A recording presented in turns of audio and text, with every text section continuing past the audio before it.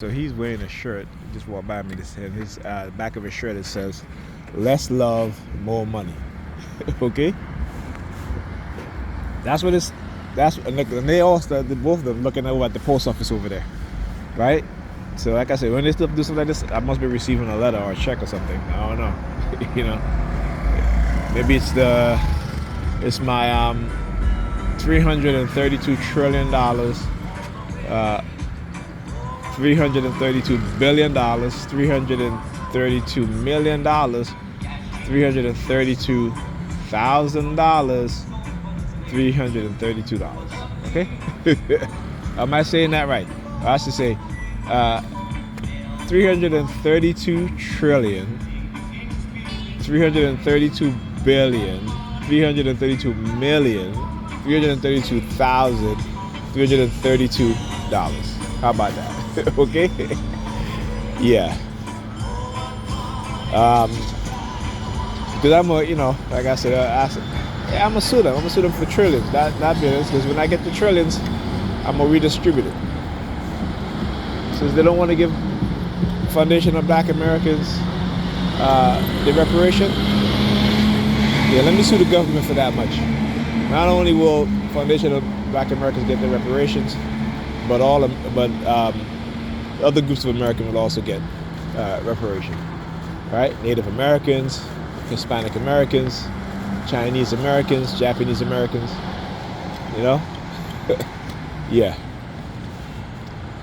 Anyhow, back to his shirt now. So he says on there, "Less love, more money," right? This is the kind of message that they are putting out there, particularly in the black community, right? Having black people walking around wearing t-shirts or sweaters with those sort of messaging on it.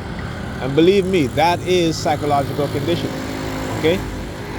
That is psychological conditioning. And a lot of us perpetuate that negative conditioning because we are being paid to walk around with advertising, or I would say subliminal messages like that. And they always have to associate money, right? So why do they associate money? Because again, money has always been a tool that can be used against people who have been oppressed, people who are poor and destitute, people who are poor and working, right? Money will always be a tool used to recruit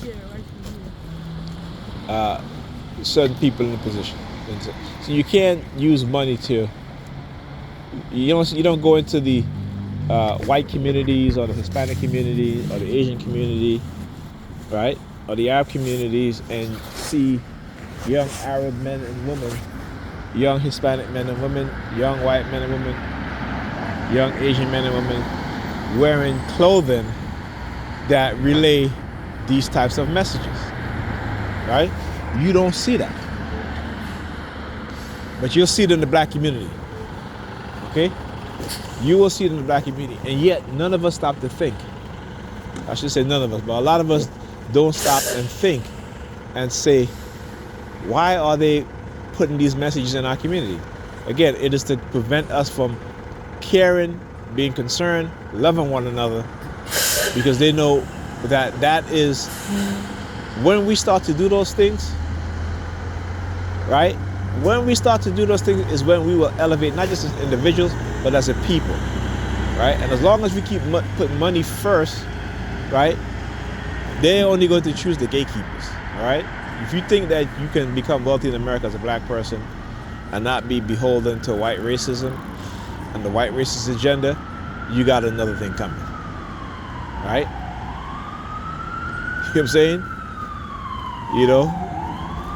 So until we start to put the love we have for ourselves and one another, for our children, for our community, the way that it looks, to how people interact in our community with kindness, concern, right? Then, they're going to keep us separated. Ultimately, that's what they want.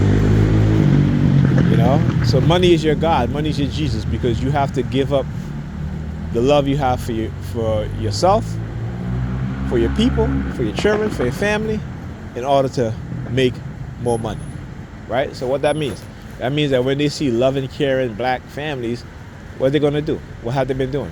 They have been destroying it, using us to destroy each other's not only family but children, our psychological state, their psychological state in our community. Okay. All right. So the bus will be here in 9 minutes. Let's see, I got a few minutes left. You know, I've been listening to Christmas Carol. You know, listen, that time of the year I listen to Christmas Carol. Yes, it doesn't mean that I believe in Christianity or the birth of the so-called Jesus, but I grew up listening to it, and I enjoy it. I enjoy it. I like listening to Nat King Cole, Bing Crosby, Frank Sinatra, right? Natalie Cole, Barbra Streisand. Who else? Donny Hathaway, you know, Mariah Carey. You know what I'm saying? So, you know, I don't discriminate against Christmas music. You know, I enjoy Christmas music. Particularly I enjoy it with the kids. Look at my daughter, she loves to sing Christmas songs around this time of the year. But she knows that there's no Santa, and she knows that it's not the birth of the so-called Jesus Christ. She knows that it's the winter solstice. You know? So, you know what I'm saying? And one thing, you know, my kids don't really expect gifts for Christmas, at least a lot of gifts anyway. You know, like my son, I give my kids gifts throughout the year. You know, my daughter, I just got her a couple stuff. It was just, you know, but I don't do the whole all-out balling thing like some of these people do. I don't do that. You know, I'll do that for their birthday. You know, but in terms of any other holidays, no. You know, I'm not satisfied. When I ask him, say, hey, what do you want for Christmas? Like, I don't want anything, I'm good. You know, I'm like, you know, but he's been like that from the time he turned 11, I think. You know, he's never, you know, I think he said he wanted some clothes. That's about it, you know? And my son is not into brand names. I try to raise my kids not having to always, and if I do buy them some brand name stuff, it's on sale, okay? You know? On sale, you know, and I never buy him shoes or sneakers that is expensive. Always on sale, you know. I usually, a good place, if you're a TI, you know, a good place to shop is for sneakers, shoes, is Famous Footwear, also Nordstrom Rack, okay? Like these boots that I have on, $40 on sale. You know, I don't do, you know, when I was in my younger 20s wearing Timberlands and wearing these, and I wasn't even that expensive, at least not to compare to what I see some of these young people buying today. You know, like I've never bought a pair of shoes that was more than 120. I think the most favorite shoes was $125, and I was in high school, you know, and this was like I had we were in the summer job program, and you know we used to wear. This is in the 80s too, so we used to wear our.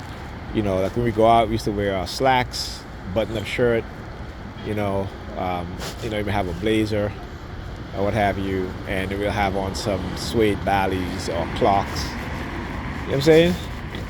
And, you know, we have a felt hat, you know, or Kango. You know what I'm saying? You got your handkerchief in your back pocket. That was in the 80s. You know, you may have, you may have on